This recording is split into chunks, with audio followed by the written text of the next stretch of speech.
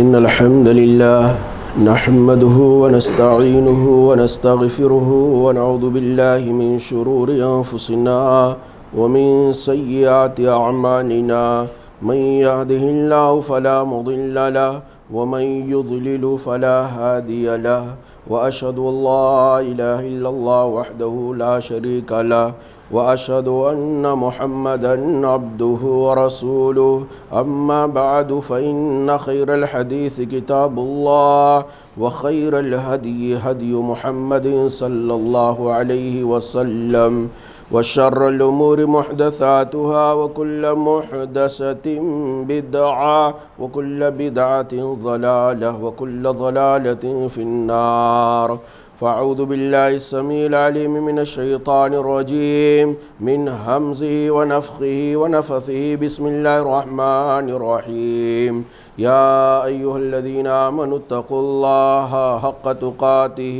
ولا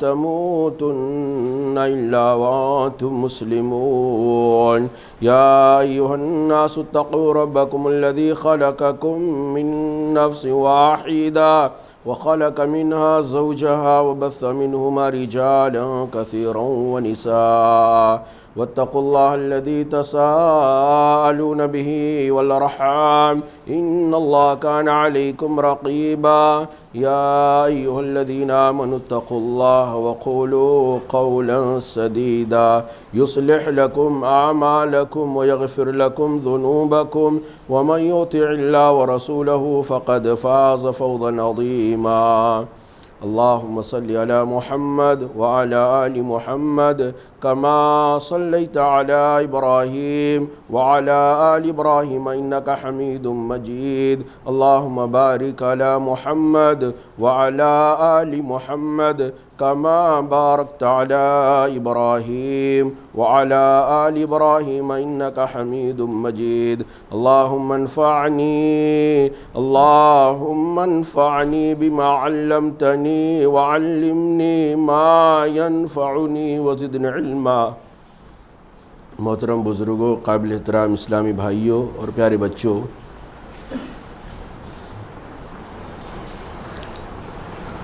اللہ رب العالمین نے قرآن کریم کے اندر انما المؤمنون اخوہ فرمایا ہے کہ سارے کے سارے مسلمان آپس میں بھائی بھائی ہیں۔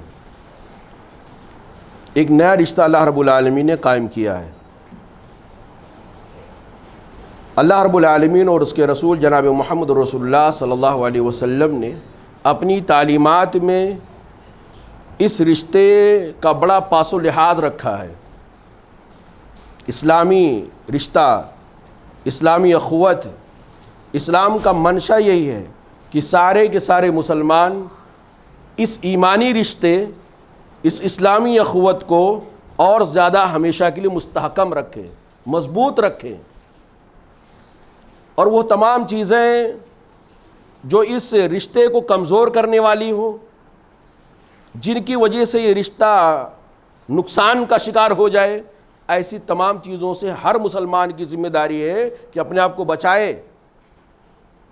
اسی لیے اللہ رب العالمین نے جہاں اس رشتے کا تذکرہ کیا انما المؤمنون اخوہ، کہ سارے کے سارے مسلمان آپس میں بھائی بھائی ہیں، اس کے فوراً بعد اللہ رب العالمین نے ایسے خطرناک تباہ کن اسباب کی ایک لسٹ دے دیا ہے، جس لسٹ کے اندر جو اسباب اللہ نے بتائے ہیں وہ سارے کے سارے اسباب اس اسلامی اخوت کو تباہ و برباد کرنے والے ہیں۔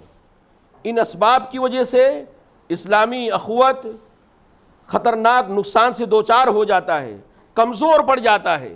مسلمان جو ایک دوسرے سے پیار و محبت کا نام ہے، مسلمان جو ایک دوسرے سے الفت اور شفقت اور رحمت کا نام ہے، یہ اسباب جب آ جاتے ہیں تو محبت مٹ جاتی ہے، نفرت آ جاتی ہے، الفت ختم ہو جاتا ہے، عداوت آ جاتی ہے، پیار ختم ہو جاتا ہے، دشمنی آ جاتی ہے۔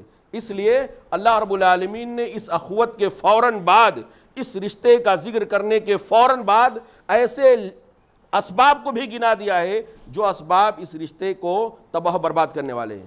آج کی خطبہ جمعہ میں انشاءاللہ انہی چند اسباب پر میں آپ تمام بھائیوں سے گفتگو کرنے کی کوشش کروں گا، جو اسباب اسلامی اخوت کو ٹھیس پہنچانے والے ہیں، اسلامی اخوت کے سخت دشمن ہیں، اسلامی اخوت کو مٹا کر کے مسلمانوں کے بیچ میں، مسلمانوں کے درمیان میں خوب دشمنیوں کا ہوا دیتے ہیں۔ اگر اس کا ہم عنوان طے کریں تو یہ کہہ سکتے ہیں کہ مسلمانوں میں دشمنی کے اسباب، مسلمانوں میں دشمنیاں کیوں ہوتی ہیں۔ اللہ رب العالمین سے دعا ہے کہ رب العالمین ہمیں ان اسباب کو سمجھنے کی توفیق عطا فرمائے، اسلامی اخوت کا پاس و لحاظ اور اس کے تقاضے کو پورا کرنے کی توفیق دے، اور وہ تمام اسباب جو اس رشتے کو توڑنے والے ہیں، کمزور کرنے والے ہیں، نقصان پہنچانے والے ہیں، رب العالمین ہم تمام کو ان اسباب سے اپنے آپ کی حفاظت کرنے کی توفیق عطا فرمائے، آمین یا رب العالمین۔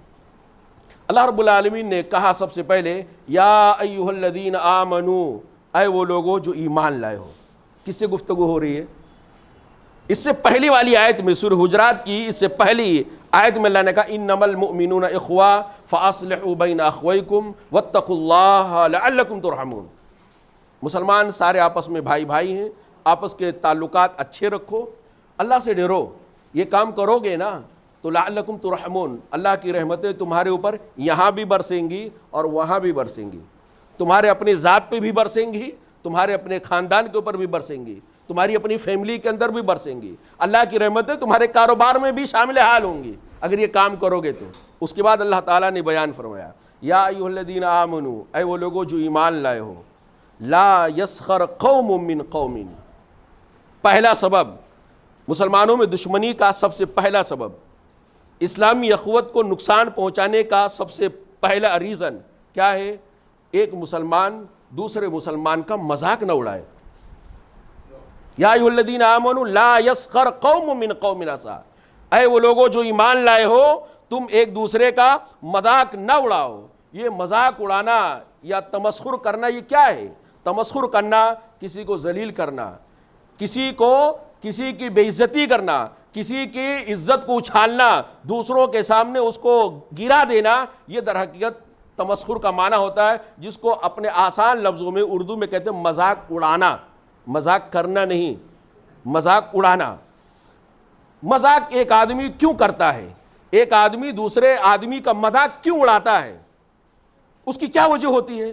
میں آپ کا مذاق اڑا رہا ہوں، کیوں اڑا رہا ہوں؟ اس کی وجہ کیا ہے؟ اس کی بنیاد کیا ہے؟ در حقیقت اگر کوئی آدمی کسی مسلمان کا مذاق اڑا رہا ہے تو وہ خود پسندی کے اندر مبتلا ہو چکا ہے۔ خود پسندی کیا ہے؟ میں اچھا وہ برا، میں اعلیٰ وہ ادنا، میں بہتر وہ کمتر، میں بڑا وہ حقیر، جو ہوں میں ہی ہوں، مجھ سے اچھا کوئی نہیں۔ جب اس بیماری کے اندر آدمی مبتلا ہوتا ہے نا تو کسی کا مذاق اڑانے کے اندر مبتلا ہو جاتا ہے۔ حالانکہ میرے بھائیوں، اللہ رب العالمین نے اور اس کے رسول صلی اللہ علیہ وسلم نے اس خود پسندی، میں ہی سب سے بہتر ہوں، مجھ سے اچھا کوئی نہیں ہے، اس کی اللہ کے نبی صلی اللہ علیہ وسلم نے حدیثوں کے اندر، رب العالمین نے قرآن کریم کے اندر بہت مذمت بیان کیا ہے۔ ایک آدمی کسی کا مذاق اڑا رہا ہے، اس کا مطلب یہ ہے کہ اپنے آپ کو اچھا سمجھ رہا ہے اور دوسرے کو برا سمجھ رہا ہے، اپنے کو اعلیٰ سمجھ رہا ہے دوسرے کو ادنا سمجھ رہا ہے۔ اس کا مطلب یہ ہوا کہ جب آدمی کسی کا مذاق اڑاتا ہے نا تو اس کو اپنے سے کمتر سمجھتا ہے، اس کو حقیر سمجھتا ہے، اس کو ذلیل سمجھتا ہے، اس کو گرا ہوا سمجھتا ہے۔ آپ بتائیں ذرا، کوئی آدمی اپنے سے بڑے کی مذاق اڑاتا ہے؟ جس کی عزت، جس کا احترام میرے سینے میں ہے، واقعی جس سے مجھے محبت ہے، جس کی عظمت کا میں اعتراف کرتا ہوں، کیا اس کی مذاق میں اڑاؤں گا؟ سوال ہی نہیں پیدا ہوتا۔ مذاق کس کا اڑاتا؟ جس کو اپنے سے کمتر سمجھتا۔ اور ایک مسلمان کلمہ پڑھنے والا دوسرے مسلمان کلمہ پڑھنے والے بھائی کا مذاق اڑائے، اس سے بڑی برائی اور کیا ہو سکتی ہے؟ اللہ کے نبی صلی اللہ علیہ وسلم ارشاد فرماتے ہیں بحسب المرء، لمبی حدیث اس کا آخری ٹکڑا ہے، بحسب امرئ من الشر، کسی آدمی کے برا ہونے کے لیے یہی کافی ہے۔ یہ کس کا لیول ہے؟ یہ کس کا ٹھپا ہے کہ یہ آدمی برا ہے؟ اللہ کے نبی صلی اللہ علیہ وسلم، اللہ کے نبی صلی اللہ علیہ وسلم کہتے ہیں بحسب امرئ من الشر، کسی آدمی کے شر برا ہونے کے لیے یہی کافی ہے ان یحقر اخاہ المسلم، کہ وہ اپنے مسلمان بھائی کو حقیر سمجھے، اپنے سے کمتر سمجھ دے، گرا ہوا سمجھے، ذلیل سمجھے۔ جو آدمی ایک مسلمان کو حقیر سمجھ رہا ہے، وہ جس کو سمجھا جا رہا ہے وہ حقیر ہے کہ نہیں ہے، وہ ذلیل ہے کہ ذلیل نہیں ہے، وہ کمتر ہے کہ نہیں ہے، وہ بات کا فیصلہ کہنے والے کے اوپر اللہ کے نبی صلی اللہ علیہ وسلم، حقیر سمجھنے والے کے اوپر اللہ کے نبی صلی اللہ علیہ وسلم نے پہلے لیول لگا دیا، یہ برا آدمی ہے، خطرناک ہے یہ۔ اس کے بعد اللہ کے نبی صلی اللہ علیہ وسلم نے اس کی وجہ بھی بیان فرمایا، کل المسلم علی المسلم حرام دمہ ومالہ وعرضہ، ایک مسلمان کا دوسرے مسلمان کے اوپر حرام ہیں یہ تین چیزیں۔ کیا چیزیں؟ دمہ، اس کی جان حرام ہے، اس کا خون حرام ہے، نہیں قتل کر سکتا۔ کسی کو اسلام نے اجازت نہیں دیا ہے کہ کسی کا جان لے لے، کسی کا خون بہا دے، وہ شرعی عدالت ہے وہ الگ بات ہے، کچھ خاص سچویشن ہے وہ اس کی الگ بات ہے، ورنہ ایک مسلمان کا دوسرے مسلمان کے اوپر خون حرام ہے، نہیں مارا جا سکتا ہے۔ ومالہ، اس کا مال بھی حرام ہے۔ جیسے آدمی اپنی جان کو بڑا عزیز رکھتا ہے، اپنے خون کو بڑا پیارا سمجھتا ہے، ایسے ہی دوسرے کے خون کو سمجھنا اسلام کا تقاضا ہے۔ جیسے اپنے مال کو بڑا عزت والا سمجھتا ہے، بہت بڑی عزت سمجھتا ہے، اپنے مال کو بڑا احترام کرتا ہے، مال کے تئیں وہ بڑا یعنی حساس ہوتا ہے، ایسے ہی مسلمان دوسرے بھائی کے مال کو بھی بہت حساس سمجھے اور اس کی حفاظت کی ذمہ داری لے۔ اور تیسرا وعرضہ، اور ایک مسلمان کی عزت دوسرے مسلمان کے اوپر حرام ہے۔ عزت کیا مطلب؟ عزت کیا مطلب؟ عزت آپ کسی کی بیوی کے ساتھ، کسی کی عورت کے ساتھ یا کسی مسلمان عورت کے ساتھ غلط کام کریں، یہی بے عزتی ہے؟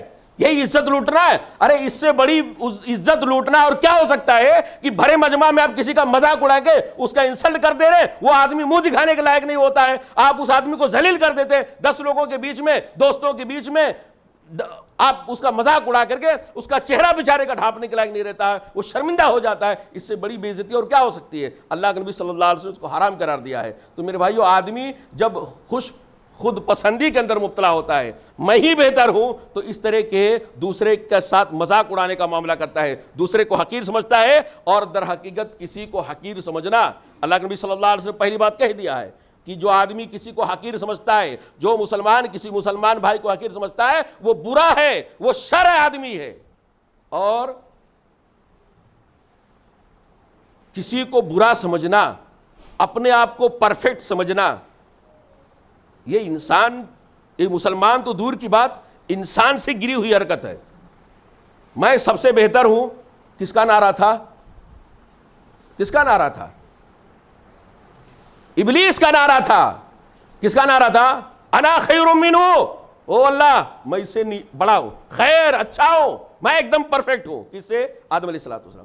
تو یہ یعنی گویا یہ خود پسندی کا مبتلا ہونا، اپنے آپ کو سب سے اچھا سمجھنا اور دوسرے کو سب سے کمتر سمجھنا یا گرا ہوا سمجھنا، یہ در حقیقت ابلیسی عمل ہے۔ اور ابلیسی عمل ہم جان سکتے ہیں کہ جو ابلیسی راستے پر چلے گا اس کا انجام وہی ہوگا جو ابلیس کے ساتھ ہوا۔ اور یہ در حقیقت اسی کا نام تکبر ہے۔ تکبر کس کو کہتے ہیں؟ بہت سارے لوگ غلط فہمی کے اندر مبتلا ہوتے ہیں، اسلامی تعلیمات کو نہیں سمجھ پاتے ہیں، تو کہتے ہیں اچھا کپڑا پہننا تکبر ہے، اچھا جوتا پہننا تکبر ہے، اچھی گاڑی لینا تکبر ہے، اچھی سواری کا انتخاب کرنا یہ تکبر ہے، اچھے گھر میں رہنا، اچھے علاقے میں رہنا، اچھا کھانا، اچھا پینا، اچھا پہننا، اچھی رہائش اختیار کرنا، یہ تکبر ہے۔ یہ تکبر نہیں ہے۔ ارے اللہ کے نبی صلی اللہ علیہ وسلم نے کہا تکبر کس کو کہتے ہیں؟ جب اللہ کے نبی صلی اللہ علیہ وسلم نے کہا کہ جس کے سینے میں رائی کے دانے کے برابر تکبر ہوگا، کبر ہوگا، وہ جنت میں، حدیث معلوم ہے نا، جس کے سینے کے اندر رائی کے دانے کے برابر یا ذرہ برابر تکبر ہوگا، وہ آدمی جنت میں نہیں جائے گا۔ اس کے بعد لمبی روایت، آخر میں اللہ کے نبی صلی اللہ علیہ وسلم سے صحابہ کرام نے پوچھا، اللہ کے نبی صلی اللہ علیہ وسلم، یہ جوتا اچھا پہننا، کپڑا اچھا پہننا، تھوڑا خوبصورت دکھنا اور اسمارٹ دکھنا شریعت کے دائرے میں، اور یعنی لک آپ کا بہت اچھا ہو، دیکھنے میں آپ بہت اسمارٹ لگتے ہو، کہ اللہ کے رسول یہ تکبر ہے؟ یہ تو ہر آدمی پسند کرتا ہے۔ تو اللہ کے نبی صلی اللہ علیہ وسلم کہا نہیں، اچھا کھانا، اچھا پہننا، اچھا اوڑھنا، اچھا بچھونا، یہ اچھی رہائش، یہ تکبر نہیں ہے، بلکہ تکبر کیا ہے؟ محمد رسول اللہ صلی اللہ علیہ وسلم تعریف کر رہے ہیں، الکبر بطر الحق وغمط الناس، تکبر نام ہے حق بات سامنے آئے اس کو ریجیکٹ کر دینا، حق بات کو ٹھکرا دینا، نہیں ماننا، ہمارا بہت بڑا لاس ہو جائے گا، ہمارا بہت نقصان ہو جائے گا، ہماری ناک کٹ جائے گی اگر ہم اس حق بات کو تسلیم کر لیں گے۔ تو حق سامنے آ جائے، سمجھ جائے، اس کے بعد کسی اور وجہ سے آدمی یعنی حق بات کو ٹھکرا دے، یہ تکبر ہے، یہ گھمنڈ ہے۔ اور دوسرا وغمت الناس، لوگوں کو کمتر سمجھنا، لوگوں کو حقیر سمجھنا، لوگوں کو ذلیل سمجھنا، یہ بھی تکبر ہے۔ اور جس آدمی کے اندر تکبر ہوگا وہ جنت میں، اللہ اکبر، اللہ کے نبی صلی اللہ علیہ وسلم نے، اسی لیے میرے بھائیوں اللہ رب العالمین نے قرآن کریم کے اندر مسلمانوں کو اس سے منع کیا ہے۔ عرب کا رواج کیا تھا؟ یہ جب یہ آیت کریمہ نازل ہو رہی تھی نا کہ وہ لوگوں جو ایمان لائے ہو، تم لوگ آپس میں ایک دوسرے کا مذاق نہیں اڑانا، لا یسخر قوم من قوم، ایک قوم مسلمانوں کی دوسری قوم مسلمانوں کی، یا ایک مسلمان دوسرے مسلمان کا مذاق نہ اڑائے۔ وہ سماج تھا جس سماج میں ایک دوسرے کا مذاق اڑانا فخر کی بات سمجھی جاتی تھی۔ عرب کا رواج، زمانے جاہلیت کا رواج کیا تھا؟ رات میں مجلس بیٹھتی تھی، مشاعرہ ہوتا، جس کو مشاعرہ ہی کہہ سکتے ہیں، ڈیبیٹ ہوتا تھا، شعر و شاعری کے انداز میں ڈیبیٹ ہوتا تھا۔ ایک قوم ادھر، دوسری قوم ادھر، ایک خاندان ادھر، دوسرا خاندان ادھر، اس کے شاعر ادھر، اس کے شاعر ادھر، یہ شاعر اس قوم کا شاعر کھڑا ہوتا اور اس خاندان کی پوری بکیا اکھیڑ کر رکھ دیتا تھا، اس کی پوری یعنی جو بھی اس کے اندر کمیاں تھی، جو بھی اس کے اندر مذاق اڑا سکتا تھا، اس کا سارا مذاق اڑا کے رکھ دیتا تھا۔ اس کی باری آتی تو اس قوم کے اور اس قبیلے کا، اس خاندان کے مذاق اڑاتا، اور سارے لوگ تماشا دیکھتے، اور پھر جو جیت جاتا، جو دوسرے قوم کا مذاق اڑانے میں بازی مار لے جاتا، اس کو تحفے تحائف بھی دیتے تھے، اس کو پیٹ بھی تھپتھپاتے تھے، اور جس قوم کا شاعر جیتتا لوگ کہتے یہ قبیلہ سب سے اچھا ہے۔ یہ زمانے جاہلیت، اس کی وجہ سے کیا تھا نا، اسی لیے ان کے دلوں کے اندر محبت نہیں تھی۔ زمانے جاہلیت کے اندر قوموں کے اندر محبت نہیں تھی، عداوتیں، نفرتیں، لڑائی جھگڑے، کینہ کپٹ اس کے اندر بھرا، چھوٹی چھوٹی باتوں پر تلواریں اٹھ جایا کرتی تھی۔ میرے بھائیوں، اللہ کے نبی صلی اللہ علیہ وسلم جب اسلام لائے، محمد رسول اللہ صلی اللہ علیہ وسلم کو اللہ نے نبی بنایا، تو اللہ تعالیٰ نے اپنے اوپر ایمان لانے والے مسلمانوں کو اس سے منع کر دیا۔ ایسا سماج نہیں چاہیے، اسلام کو ایسا سماج نہیں چاہیے کہ ایک مسلمان دوسرے مسلمان کا مذاق اڑائے، مسلمانوں کا ایک قوم دوسرے مسلمانوں کی قوم کا، یا ایک برادری دوسرے برادری کا، کلمہ پڑھنے والے دونوں ایک دوسرے کا مذاق اڑائے۔ ایسا سماج اسلام کو نہیں چاہیے، اس لیے کہ جب ایسا سماج ہوگا، ایک قوم دوسرے قوم کا، ایک آدمی دوسرے آدمی کا، ایک مسلمان دوسرے مسلمان کا جب مذاق اڑائے گا تو دو ہی شکلیں ہوں گی، طاقت ہوگا تو یہ بھی اس کا مذاق اڑائے گا، دم ہوگا تو وہ بھی مذاق اڑائے گا، اور جب مذاق اڑائے گا، جب ایک کا سوا ملے گا تو نتیجہ کیا ہوگا؟ ہاتھا پائی کی نوبت آئے گی، لڑائی جھگڑے کی نوبت آئے گی، اور آگے بھی معاملہ جا سکتا ہے۔ اور اگر سامنے والا بیچارہ مذاق اڑانے کی پوزیشن میں نہیں ہے تو اس کے دل میں تو آپ کے تعلق سے نفرت تو بیٹھ ہی جائے گی۔ اسلام کو نفرت والا سماج نہیں چاہیے، اسلام کیا سماج چاہتا ہے؟ محبت والا چاہتا ہے، اس لیے اللہ تعالیٰ نے منع کیا۔ اور دیکھیے اللہ رب العالمین کے ممانعت کے انداز پر، ممانعت کے اسلوب پہ قربان جائیے، اللہ نے کیا کہہ کے منع کیا، ممانعت کی وجہ کیا بتایا؟ یا ایھا الذین آمنوا لا یسخر قوم من قوم، ممانعت کی وجہ عسیٰ ان یکونوا خیرا منہم، یہ ممانعت کی وجہ ہے۔ کیوں نہیں مذاق اڑانا چاہیے بھائی؟ مذاق اس لیے نہیں اڑانا چاہیے، عسیٰ ان یکونوا خیرا منہم، بہت قریب ہے کہ جس کا تم مذاق اڑا رہے ہو نا وہ تم سے اچھا ہو۔ ہم بہت اچھے ہیں، یہ بول رہے ہیں میں سب سے اچھا ہوں، یہ بول رہے میں سب سے اچھا ہوں، وہ بھی بول رہے ہیں میں سب سے اچھا ہوں۔ کوئی کہتا ہے میں سب سے بیکار ہوں؟ سب تو اپنے اچھے ہونے کا نعرہ لگا رہے ہیں نا، سب تو اپنے آپ کو یعنی اعلیٰ اور افضل ہونے کا نعرہ لگا رہے ہیں۔ اللہ رب العالمین بیان فرمایا کہ عسیٰ ان یکونوا خیرا منہم، کون تم میں بہتر ہے کسی کو نہیں پتا سوائے اللہ تعالیٰ کے، اللہ تعالیٰ کے سوا کسی کو نہیں پتا۔ اگر جس کا تم مذاق اڑا رہے ہو اس کو حقیر سمجھ کر کے، جس کو تم مذاق اڑا رہے ہو اس کو ذلیل سمجھ کر کے، اگر وہ تم سے اچھا ثابت ہو گیا تو دنیا کے اندر تمہاری ناک کٹ جائے گی۔ دنیا میں اگر بچ گئے، دنیا میں اس کی عزت اور اس کا شرف، اللہ کے یہاں اس کا مقام و مرتبہ کتنا ہے، دنیا میں اگر اظہار نہیں ہوا ایمان کے اعتبار سے، تقوی کے اعتبار سے، عمل صالح کے اعتبار سے، عبادتوں کے اعتبار سے، کس کا کیا درجہ ہے اللہ رب العالمین کے پاس کسی کو نہیں پتا۔ ہم بس ایک حسن ظن رکھتے ہیں، یہ آدمی نماز پڑھا تو اچھا ہوگا، حسن زن ہے 90%، 99% ہوگا حسن زن، اچھا نماز پڑھ رہا ہے، روزہ رکھ رہا ہے، دیندار ہے، متقی پرہیزگار ہے، مترشع ہے. لیکن ہم تو 100% مہر نہیں لگا سکتے نا یہی سب سے اچھا ہے. سب سے اچھا کون ہے کسی کو نہیں پتا. اللہ کے یہاں درجے میں سب سے افضل کون ہے اللہ رب العالمین کو پتا ہے. اگر ہم اور آپ کسی کو اپنے سے کمتر سمجھ کر کے مذاق اڑا رہے، آج نہیں کل نہیں پرسوں، اگر دنیا والوں کے سامنے یہ ظاہر ہو جائے کہ ارے یار وہ تو بہت اچھا ہے سامنے والے سے، تو پتہ چلا یہ آدمی سر چھپانے کے قابل نہیں ہوگا. اور اگر دنیا میں ایسی نوبت نہیں آئی تو آخرت میں تو بھاٹا پھوٹ ہی جائے گا.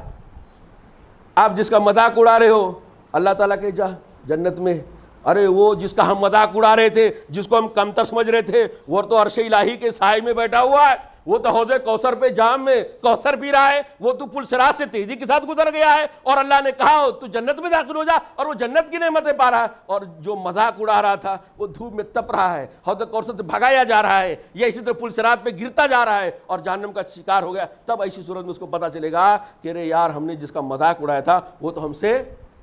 سورہ مطففین پڑھیں، سورہ مطففین کی آخری آیتیں پڑھیں تو اس میں اللہ تعالیٰ نے بتایا ہے کہ جو آدمی مذاق اڑا رہا ہے نا دنیا کے اندر اچھے لوگوں کا تو کوئی مذاق اڑاتا نہیں ہے. میں اگر کسی کو اچھا سمجھوں نا تو میں مذاق نہیں اڑاؤں گا. آپ اگر کسی کو اچھا سمجھیں گے تو آپ کے اندر جرات نہیں ہوگی کہ آپ جس کو اچھا سمجھو اس کا مذاق اڑائیں. جب آپ کسی کا مذاق اڑائیں گے تو اس کا مطلب آپ اس کو برا سمجھ رہے ہیں، آپ اس کو کمتر سمجھ رہے ہیں. تو اللہ رب العالمین نے سورہ مطففین کے آخری آیتوں کے اندر بیان فرمایا ہے کہ جن کو لوگ کمتر سمجھ کر کے مذاق اڑا رہے تھے اللہ نے ان کو جنت کے عالیشان محلات میں داخل کر دیا ہے. اور جو لوگ مذاق اڑا رہے تھے، جو اپنے آپ کو بہت اچھا سمجھ رہے تھے، اپنے آپ کو سب سے بہتر سمجھ رہے تھے، وہ کہاں چلے گئے؟ جہنم کا غوطہ کھا رہے ہیں. تو پہلی چیز میرے بھائیو یہ کہ اللہ رب العالمین نے ہم کو اور آپ کو مذاق اڑانے سے منع فرمایا ہے. آگے کے جو ٹکڑا ہے وَلَا نِسَاءٌ مِّن نِسَاءٍ عَسَىٰ أَن يَكُنَّ خَيْرًا مِّنْهُنَّ، ایک عورت یعنی عورتوں کی جماعت بھی دوسرے عورتوں کا مذاق نہ اڑائے.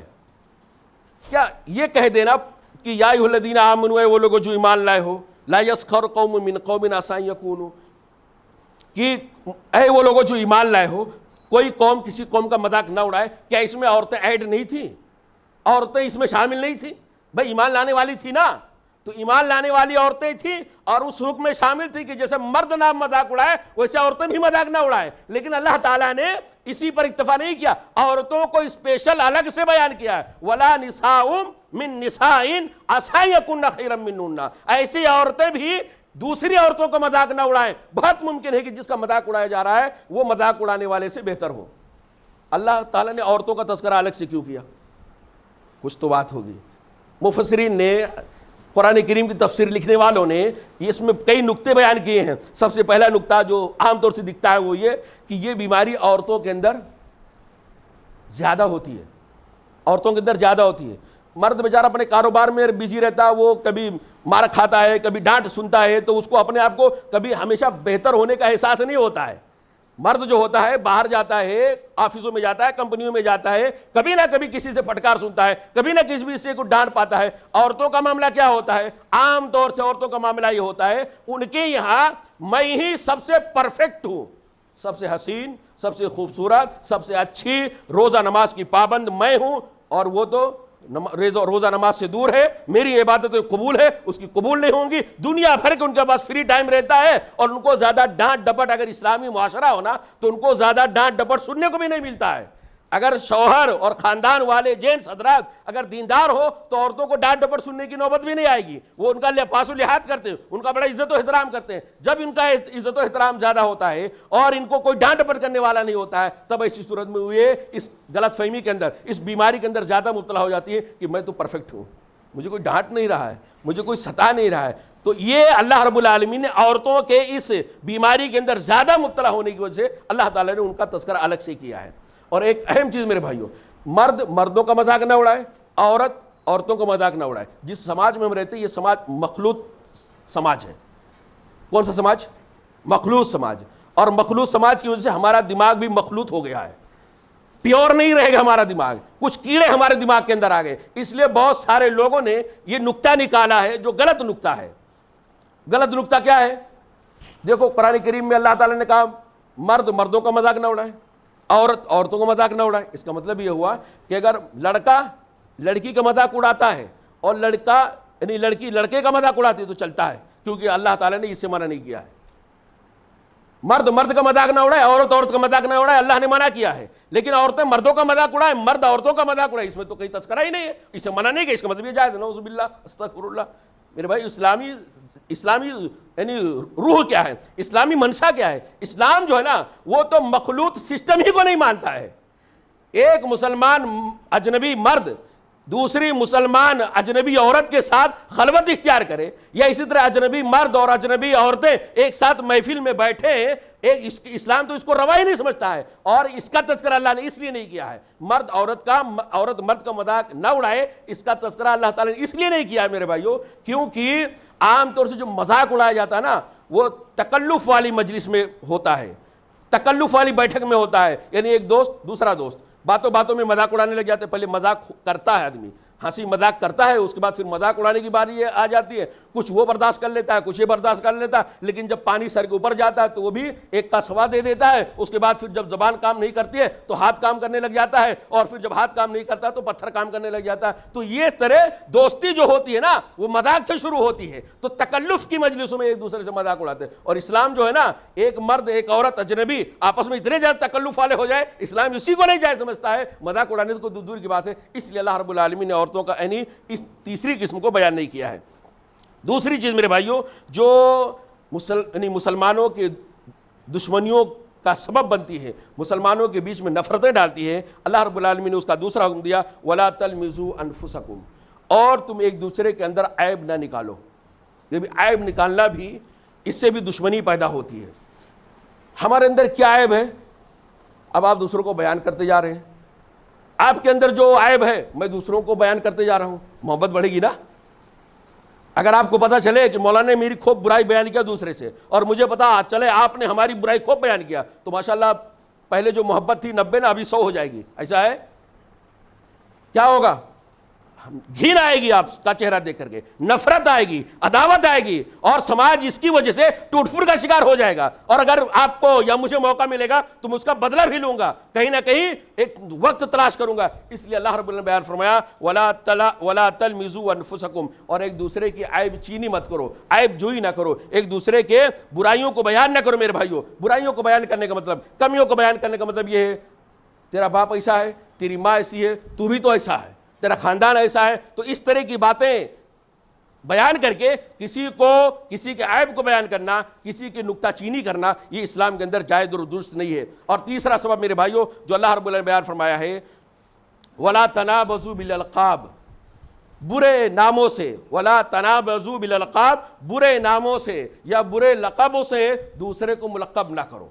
دوسروں کو ملقب کرنے کا مطلب یہ ہے کہ ایک تو یہ کسی آدمی کا وہ نام نہیں ہے، آپ اس کو حقیر سمجھتے ہوئے، اس کا استہزاء کرتے ہوئے، اس کو کمتر سمجھتے ہوئے آپ اس کو کوئی نیا نام دیں، اور نیا نام ایسا ہو کہ اگر سامنے والے کو پتہ چلے تو اس سے وہ ناپسند کرے، وہ ناراضگی کا اظہار کرے، ہمارا نام ایسے بگاڑ دیا۔ تو ایک تو یہ وَلَا تَنَابَزُوا بِالْأَلْقَابِ، برے القاب بھی ایک دوسرے کو مت دو، برے القاب بھی ایک دوسرے کو دینے سے بچو، اس سے تمہارے درمیان دشمنی پیدا ہوگی۔ اور برے القاب دینے کے اندر پہلی چیز تو یہ ہے کہ کسی کا نام نہیں ہے، آپ اس کا نام کوئی ایسا نام دے رہے ہیں جس کی وجہ سے اس کو چڑھن ہو، جس کی وجہ سے اس کو تکلیف ہو، یا اس کا تو نام اچھا ہے آپ اس کے نام کو بگاڑ کے اس کو بلا رہے ہیں، آپ اس کے نام کو ٹیڑھا کر کے بلا رہے ہیں، وہ سنے گا تو اس کو تکلیف ہوگی۔ یہ بھی برے القاب دینے کے اندر آتا ہے۔ اسی طرح یہ بھی برے القاب کے اندر آتا ہے کہ کوئی آدمی اسلام قبول نہیں کیا تھا،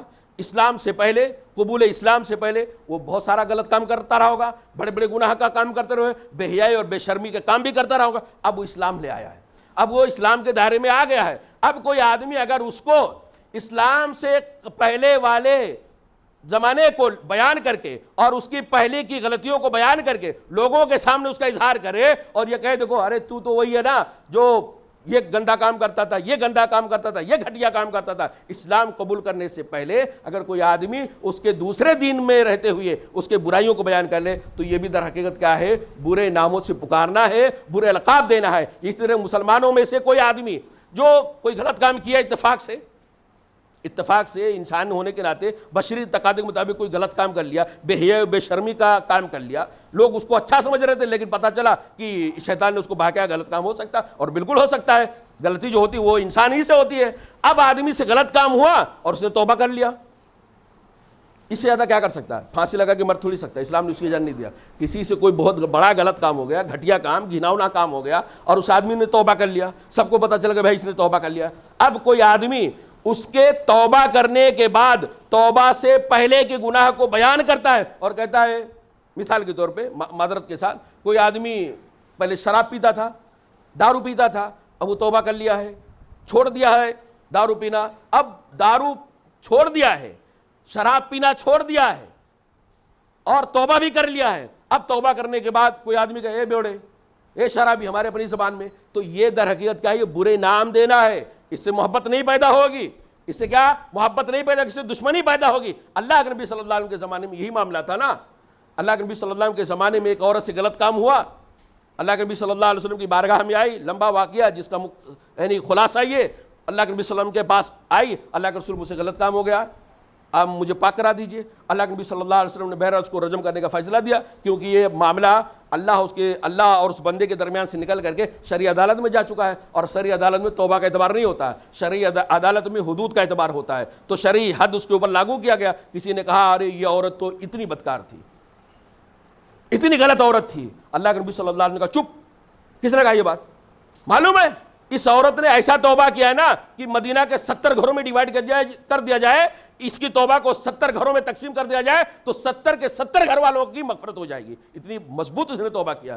مطلب یہ ہے کہ اس نے غلطی ہوئی، اس سے غلطی کرنے کے بعد اس نے توبہ کر لیا اور اس کا معاملہ رفع دفع ہو گیا، اس کے بعد اس کے پرانے غلط کام کو بیان کر کے اس کو آر نہیں دلایا جا سکتا۔ تو یہ اللہ کے نبی صلی اللہ علیہ وسلم نے کہ عمل سے بھی اس بات کا ثبوت ملتا ہے۔ اللہ دیکھیے میرے بھائیو، اللہ رب العالمین نے بیان فرمایا بئس الاسم الفسوق بعد الایمان، ایمان لانے کے بعد کیا الفاظ اللہ رب العالمین نے استعمال کیا؟ بئس الاسم الفسوق بعد الایمان، ایمان لانے کے بعد کسی کو برا نام دینا یہ بہت خطرناک ہے، بئسا بہت برا ہے، بہت گھناؤنا کام ہے۔ ایک اسلام نہیں لایا ہے، غیر مسلم ہے، اسلام کو نہیں مانتا ہے، وہ اگر کسی کو برا نام دے تو ٹھیک ہے، وہ سمجھ میں تھوڑی دیر کے لیے آتا ہے، لیکن ایک مسلمان کلمہ پڑھنے والا اسلام لانے کے بعد کسی آدمی کو برا نام سے پکارے، اللہ رب العالمین نے بیان فرمایا یہ بہت برا ہے۔ اور وَمَن لَمْ يَتُبْ، اور اب اس آدمی کے اوپر لازم ہوتا ہے جس نے کسی کا نام بگاڑا ہے، جس نے کسی کا نیا نام دیا ہے جو اس کو پسند نہیں ہے، یا اس کے زمانے جاہلیت کے کیے ہوئے کام کو یا توبہ سے پہلے کیے ہوئے گناہ کو بیان کر کے اس کا انسلٹ کرتا ہے، یہ اس کے اوپر لازم ہوتا ہے کہ وہ توبہ کر لے۔ توبہ کرنا ضروری ہے، اللہ سے توبہ کرے اور اس بندے سے معافی مانگے، اس سے معافی مانگے، میں نے سوری بھائی مجھے معاف کر دو، میں نے تمہارا نام بگاڑ دیا اور میں نے تمہارے نام کو بگاڑا جس کی وجہ سے تمہارے پورے سماج کے اندر تم برے ہو گئے ہو، اس لیے مجھے معاف کیجئے۔ سامنے والے سے یعنی معافی مانگنا، اللہ سے توبہ کرنا یہ لازم اور ضروری ہے۔ وَمَن لَمْ يَتُبْ، اور جو آدمی دوسرے کا نام بگاڑنے کے بعد توبہ نہیں کرتا ہے فَأُولَٰئِكَ هُمُ الظَّالِمُونَ، تو یہ ظالم ہے، ظالم، اس نے اپنے اوپر ظلم کیا ہے، اتنا بڑا ظلم کیا ہے کہ قیامت کے دن اس کا یہ ظلم اس کو جہنم میں لے جانے کے لیے کافی ہے۔ لیکن میرے بھائیو، اسلام حالات کو بہت اچھے سے سمجھتا ہے۔ برے نام سے کسی کو پکارنا یا برا نام دینا یہ در حقیقت اس کے اندر کچھ استثناء ہیں، کچھ چیزیں مستثنیٰ ہیں۔ مثال کے طور پہ اگر کوئی آدمی ہینڈی کیپ ہو، اس کا پیر کام نہ کرتا ہو، اب اگر کسی آدمی کو بولنا ہو وہ احمد، اب احمد تو ہمارے موبائل میں یا آپ کے ذہن میں 10-12 ہیں یا 3-4 ہیں، کون سا احمد؟ اب ان احمد میں سے یا A to Z کسی کا نام ہو، ان ناموں میں سے ایک آدمی ایسا ہے جو ہینڈی کیپ ہے، تو اس کو سمجھانے کے لیے، اس کا تعارف پیش کرنے کے لیے ہم اس کو کہہ سکتے ہیں وہ فلاں آدمی، انس، لنگڑا انس۔ انسلٹ کرنا مقصود نہیں ہے، یہ برے ناموں کے یعنی گناہ کے زمرے میں نہیں آئے گا۔ انسلٹ کرنا، اس کی توہین کرنا، اس کو حقارت کی نظر دیکھنا نہیں ہے، اس کی تو پہچان کرانا مقصود ہے، لوگوں کو بتانا نہیں ہے، لوگوں کے سامنے صرف اس کی جس کے بارے میں بات کر رہا ہوں نا وہ بیچارہ ہے جو پیروں سے معذور ہے، تو اگر آدمی ایسا لنگڑا بول دیتا ہے تو اس کے اندر کوئی حرج کی بات نہیں، لیکن انسلٹ کی نظر نہیں ہونی چاہیے۔ اسی طرح کوئی آدمی اس کا کلر صاف نہ ہو اور پورے سماج کے اندر مشہور ہو، پورے سماج کو پہلا دن اس کو برا لگا ہوگا، دوسرے دن برا لگا ہوگا، اب پورا نام ہی اس پہ، بہت سارے لوگوں کا ڈاکومنٹس پہ نام ہی لکھ دیا جاتا ہے کلوا یا کالو، اس کو برا نہیں اب لگ رہا ہے، تو اگر آپ ایسا پکار رہے ہیں نا تو یہ آپ گویا ظالم نہیں ہوں گے۔ اللہ نے کہا توبہ کرنا ضروری نہیں، تو ایسا نہیں کہ اگر آپ کسی کا نام پورے سماج کے اندر مشہور ہے کالو تو آپ بولتے کالو تو چلو توبہ کرو۔ مولانا نے کہا تھا کسی کا نام بگاڑو تو توبہ کرنا پڑے گا۔ یہ حالات ایسے ہیں، کسی کا نام اگر ہے یا کسی کا تعارف پیش کرنے کے لیے ایسے ناموں سے پکارا جا سکتا ہے، اور اگر آپ کسی کو نام دے رہے ہیں اور وہ نام سے اس کو نفرت نہیں ہے، اس کو تکلیف نہیں ہو رہی، وہ اپنا انسلٹ نہیں سمجھ رہا ہے، تو ایسے نام آپ دے سکتے ہیں، ایسے نام آپ دے سکتے ہیں جو جس نام سے منع ہے وَلَا تَنَابَزُوا بِالْأَلْقَابِ، برے ناموں سے مت پکارو کہ سامنے والوں کو تکلیف ہو، اگر اس کو تکلیف نہیں ہوتی ہے تو اس میں کوئی حرج کی بات نہیں ہے۔ اللہ کے نبی صلی اللہ علیہ وسلم کی حدیثوں کے اندر بہت سارے ایسے نام ملتے ہیں۔ نبی صلی اللہ علیہ وسلم بیٹی فاطمہ رضی اللہ تعالیٰ کے گھر گئے، داماد حضرت علی رضی اللہ تعالیٰ موجود نہیں، بولے کہاں گئے؟ بولے ناراض ہو کے چلے گئے ہیں۔ کہاں گئے؟ صحابہ کرام کو ڈھونڈنے کے لیے بولے، پتہ چلا کہ مسجد میں لیٹے ہوئے ہیں اور پورے بدن پہ مٹی لگی ہوئی، اللہ کے رسول آئے اور ان کو جگائے، ابو تراب، وہ مٹی کے ابا، یعنی ابو کے اعتبار سے ترجمہ ہے، اس کا مطلب ابو تراب مٹی والے، تو مٹی والے اچھا نام لگ رہا ہے، مٹی والے نہیں اچھا لگ رہا، لیکن سامنے والے کو برا نہیں لگا۔ اللہ کے نبی صلی اللہ علیہ وسلم نے جب حضرت علی رضی اللہ عنہ کو ابو تراب کا نا، تو علی رضی اللہ تعالیٰ کہتے ہیں یہ نام مجھے بہت پسند آ گیا، اب ابو تراب ان کی کنیت بن گئی، مٹی والے۔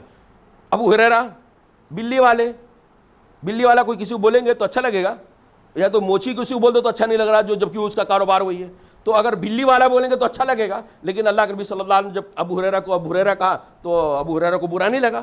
اسی طرح سے اور اگر اچھے نام ہو، ایک بڑا ہاتھ والا کہہ دینا کسی کو، اللہ کے نبی صلی اللہ علیہ وسلم کے حدیثوں میں آتا ہے ذوالیدین، لمبے ہاتھ والے، ذوالیدین دو لمبے ہاتھ والے، اور اللہ کے نبی صلی اللہ علیہ وسلم کی تعریف بھی کیا، اور خود اللہ کے نبی صلی اللہ علیہ وسلم کو کہا۔ تو عرض کرنے کا مطلب میرے بھائیوں، یہ 3 گناہ جو آج کی خطبہ جمعہ کے اندر میں نے بتایا، 3 گناہ ایسے ہیں جو گناہ یا جو اسباب مسلمانوں میں دشمنی کا سبب بنتے ہیں، مسلمانوں کے اندر دشمنیوں کو ہوا دیتے ہیں، اس لیے تمام مسلمانوں کو، مرد عورت جوان بوڑھے سب کو ان تینوں چیزوں سے بچنا چاہیے۔ سب سے پہلے یہ کہ کسی کا مذاق نہیں اڑانا چاہیے۔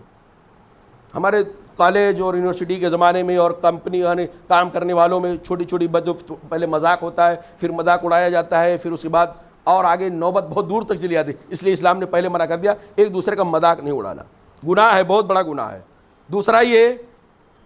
دوسرا کسی کی عیب چینی نہیں کرنا، کسی کے عیب کو بیان نہیں کرنا، اس کے پیچھے نہ پڑ جانا، اور تیسرا یہ کسی کو برے ناموں سے نہ پکارنا، اس سے بھی اسلام نے منع کیا ہے۔ انشاءاللہ مسلمانوں کے اندر جو دشمنی کے اسباب ہیں، جو 2-3 اور ہیں، انشاءاللہ اگلے جمعہ کے اندر بیان کرنے کی کوشش کریں گے۔ رب العالمین سے دعا کہ اللہ تعالی ہم تمام بھائیوں کو اسلامی اخوت کا پاس و لحاظ کرنے کی توفیق عطا فرمائے، اسلامی بھائی چارے کے جو تقاضے ہیں ان تقاضوں کو اللہ تعالی ہمیں سمجھ کر کے اس کو پورا کرنے کی توفیق عطا فرمائے۔ وہ تمام اسباب، وہ تمام یعنی وجوہات جن کی وجہ سے اسلامی اخوت کو ٹھیس پہنچتا ہے، اس مسلمانوں کے درمیان نفرتیں پیدا ہوتی ہیں، اللہ تعالی ہم سب کو ان اسباب اور ان وجوہوں سے بچنے کی توفیق عطا فرمائے۔ اقول قولی ھذا استغفر اللہ لی ولکم ولسائر المسلمین فاستغفروہ انہ هو الغفور الرحیم۔